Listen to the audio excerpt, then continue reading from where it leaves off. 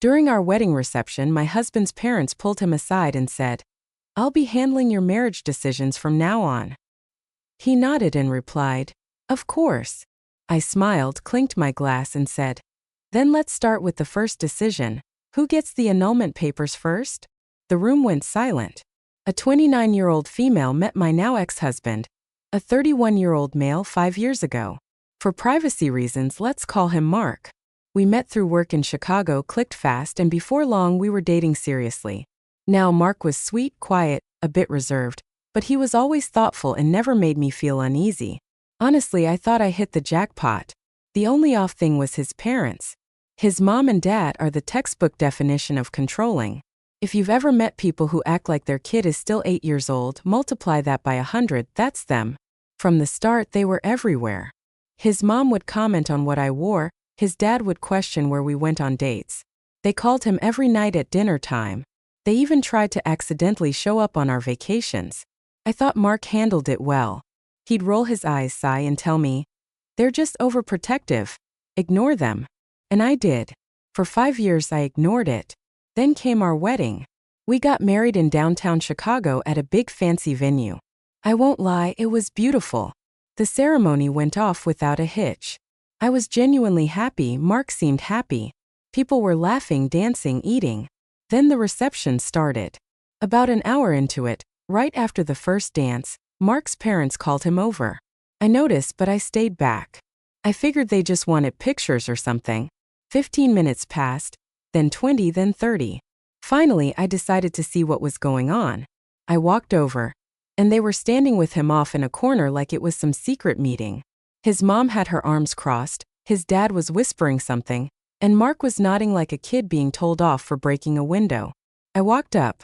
"Everything okay?" I asked. Silence. His mom spoke first. "We're just getting Mark settled into the new phase of his life. We'll be handling the important marriage decisions from now on." I laughed, not because it was funny, but because I thought it was a joke. She didn't laugh. Neither did his dad. "And Mark?" He shrugged and said, "Of course."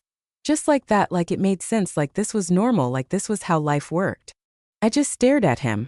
I felt this cold, sinking feeling spread through my stomach. This wasn't some weird comment. This was their plan, their actual serious plan. I stood there waiting for Mark to say something else, to correct himself, to laugh and say, "I'm kidding." But nothing. So I looked at his parents, then back at him, and I made a decision right there in the middle of our wedding reception. I clinked my glass with my finger, just enough to make a sound, just enough for the people closest around us to hear. Then I smiled and said, "Perfect. Let's start with the first decision. Who gets the annulment papers first?" Dead silence. It was like someone cut the music. The whole room tilted sideways. Mark blinked. His mom's face went pale. His dad coughed and looked at the floor. I didn't wait for a response. I turned and walked straight to my maid of honor, grabbed my purse, and told her I was done. I left my own wedding reception. Did people stare? Yep. Did people whisper? Yep. Did I care? No. Because in that moment I realized something. I'd rather leave a part early than stay at one where I'm the joke. And you know what the wildest part is? Mark didn't chase me. No texts, no calls, nothing. Not that night, not the next day. It was like I left and his parents just slid into my spot and took over without skipping a beat. 3 days later, I filed for an annulment. That's where things really started getting interesting. But if you want to hear how his parents tried to fight the annulment like it was their marriage too, well, let me know, because that's a whole other disaster. So yeah, I left my own wedding reception. By the next morning, I had about 50 missed calls. Guess how many were from Mark? 0. All from his mom, a few from his dad, and one from his aunt telling me I was being dramatic. Right? I spent the day in my apartment, half dressed in my wedding slip, eating cold pizza with my maid of honor, just staring at my phone like, is this seriously my life now? Then around 4 p.m. my phone rings. It's Mark. I answer. Before I can say a word, he goes, "You embarrassed my family." No. How are you? No. Are you okay? Just that. I just laughed. I couldn't help it. I actually laughed and I said, "Mark, your parents announced they'd be running our marriage like it was a company meeting. What exactly was I supposed to do? Nod and take minutes?" He didn't respond, so I hung up. 5 minutes later, his mom texts me, "We expect you back home tonight. We have a lot to discuss regarding your role." My role? Like this was a job and I missed orientation? I ignored her, but then things got weirder. That same night, there's a knock at my door. Guess who? Mark, and behind him, his mom. No warning, no heads up, just standing there like they were about to sell me insurance. Mark looked tired. His mom looked smug. Before I could close the door, she sticks her foot in the frame and says, "We'd like to talk privately. Family business." Family business? I looked at Mark. I swear I was waiting for him to say something like, "Sorry about this, I know they're over the top." Instead, he says, "It won't take long." I stepped back. I don't know why, maybe curiosity, maybe I wanted to see how far they'd push this nonsense. They sit down in my living room like it's their house, and his mom, straight-faced, goes, "We've drafted a set of expectations for you. These are non-negotiable." She pulls out actual papers like printed documents, bullet points, headings, stuff like all financial decisions must be reviewed by us. Any future children will be primarily raised in our home. Holiday plans will default to our schedule. Career changes must be discussed and approved. It was like a hostage negotiation. I looked at Mark again, waiting, hoping. He just rubbed his face and said, "It's best if we keep the peace." That's when I realized there was no we. There was never going to be a we. It was them and me forever. I stood up, walked to my bedroom, and came back with a little ring box from the wedding. I dropped it in his lap, then I opened the door. His mom tried to argue I didn't care. I said, "I'm not your employee, I'm not your daughter, and I'm not signing a single thing except divorce papers." They left. I locked the door and blocked their numbers. The next morning, I filed for an annulment, and that's when the real chaos started.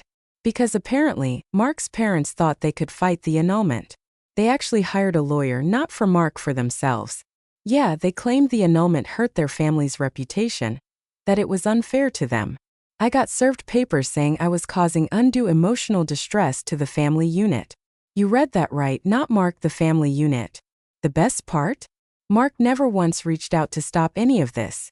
He just let them run the whole thing like it was a group project. But here's the twist.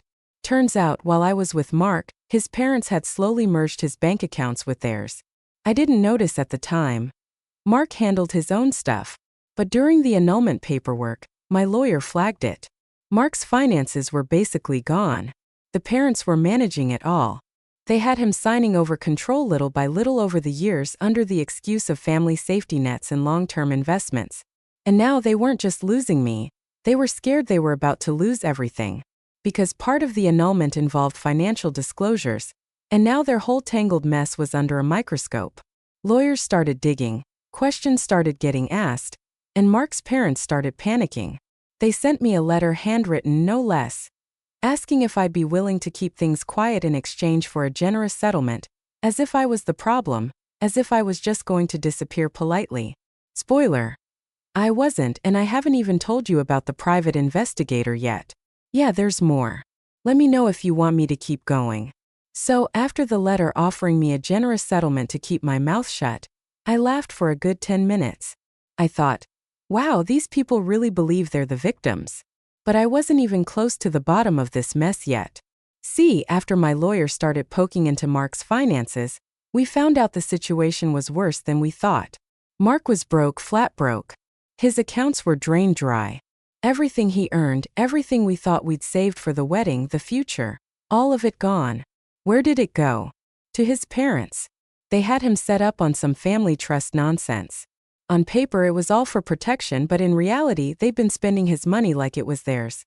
Vacations, renovations on their house, a brand new car for his dad. Mark didn't see a dime. And the kicker? Mark didn't even seem mad about it when my lawyer requested his cooperation to finalize the annulment. Mark told them, "I'll have to check with my parents first." Check with his parents at 31 years old while his life was collapsing. At this point, I couldn't decide if I felt more disgusted or sorry for him. But that's not even the best part. About 2 weeks into the annulment process, I started getting these weird phone calls from unknown numbers.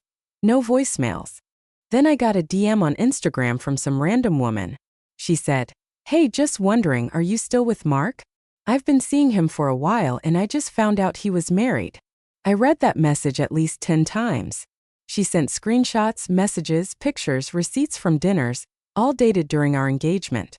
And not just her. 2 more women messaged me within a few days. Mark had been running around behind my back for at least a year.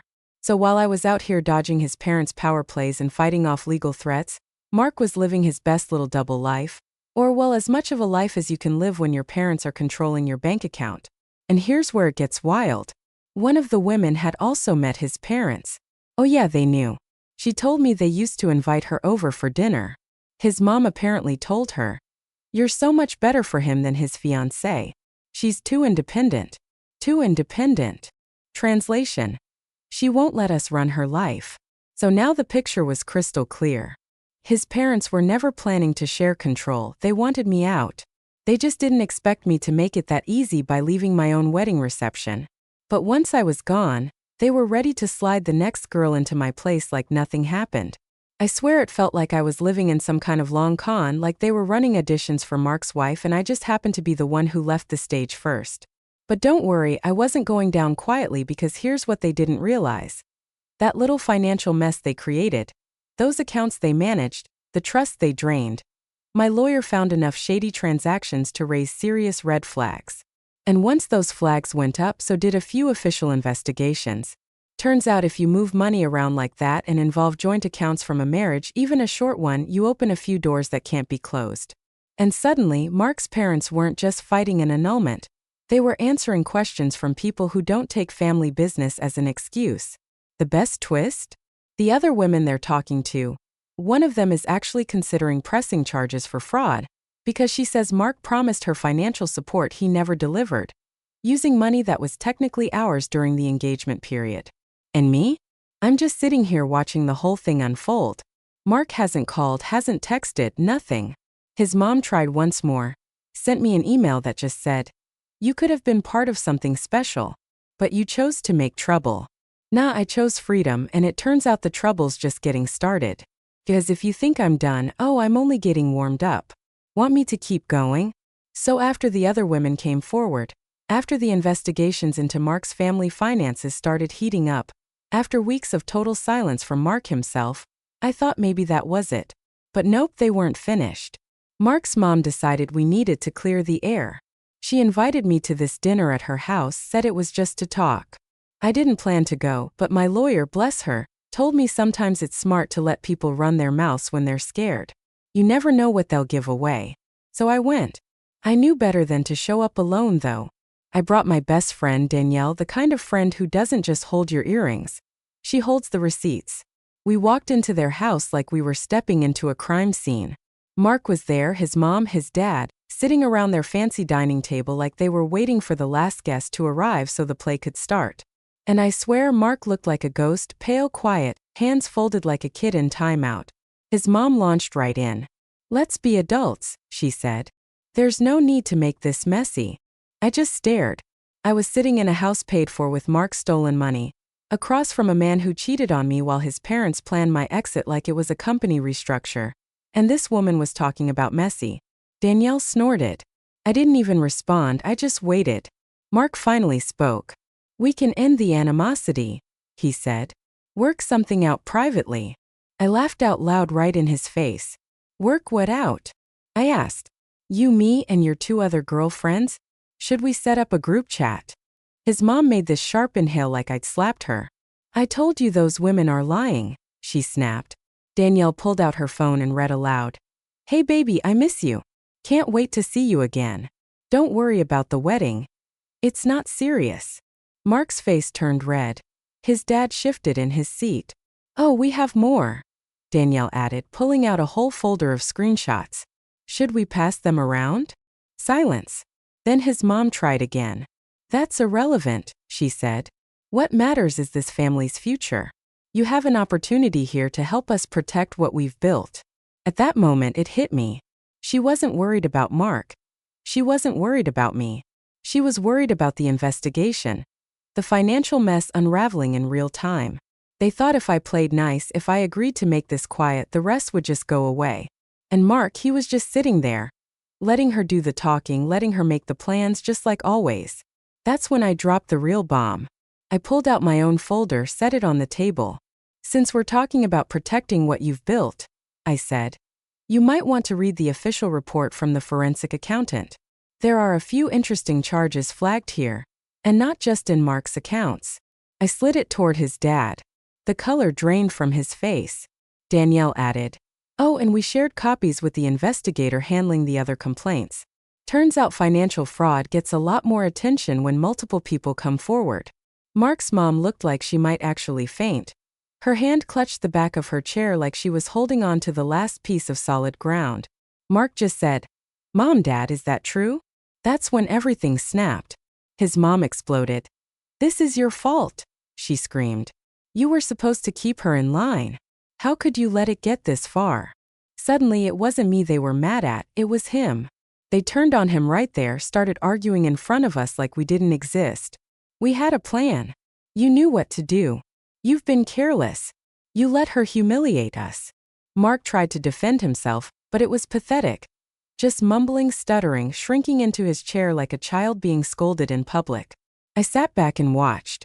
For the first time, he looked genuinely shocked, like he was seeing his parents for what they were. Maybe it was all starting to click, too late. When the shouting finally died down, Mark looked at me, and this man who cheated on me, who let his parents control his life, who let them try to control mine, had the nerve to say, maybe we can fix this. I just laughed. No, Mark, you can fix your own life. I'm done. Danielle and I stood up. As we left, I heard his mom hissing at him. Fix it. Fix it. And him whispering back, I don't know how. By the next morning, word was out. Apparently, Mark's mom's little empire wasn't as solid as she thought. The investigation picked up speed. A few of their family investments got frozen, and the other women banded together and started sharing notes with lawyers. Mark tried calling me after that, left voicemails I didn't even bother listening to.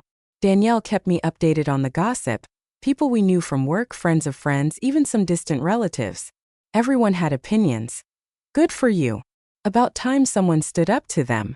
She should have run sooner. There was judgment, sure, but mostly there was shock. People finally saw the truth. And me? Honestly, after the chaos, the lies, the embarrassment, I felt relief, like I'd stepped out of a burning house and realized I'd been holding my breath the whole time. The marriage? Gone. The money? Whatever. The drama? Over. But the freedom? Oh, that was worth everything. And now, every time someone asks me if I regret leaving my wedding reception, I tell them the same thing. I should have left sooner.